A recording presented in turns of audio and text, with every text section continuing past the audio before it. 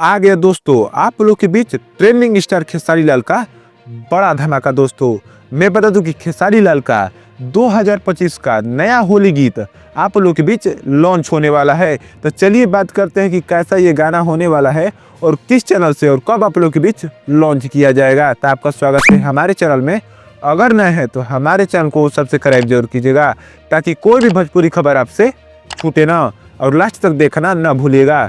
तो मैं बता दूं कि ट्रेंडिंग स्टार खेसारी लाल का नया पोस्टर आज आप लोग के बीच कुछ समय पहले लॉन्च कर दिया गया है।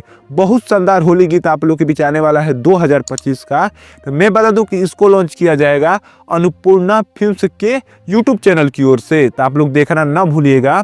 जिस गाने का नाम है भौजी पूछेली और उसके बाद क्वेश्चन मार्क लगाया गया है। बहुत शानदार गाना आने वाला है दोस्तों।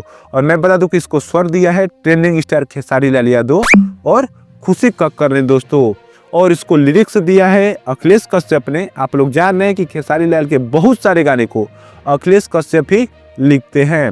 और मैं बता दूं इसको म्यूजिक दिया है मास्टर प्रिंस ने। और मैं बता दूं इसमें फिट कर रही हैं सोना पांडे। सोना पांडे आप लोग जान रहे हैं कि बहुत शानदार एक्टर हैं और बहुत शानदार इनका प्यारा डांस भी होता है दोस्तों। तो आप लोग देखना ना भूलिएगा।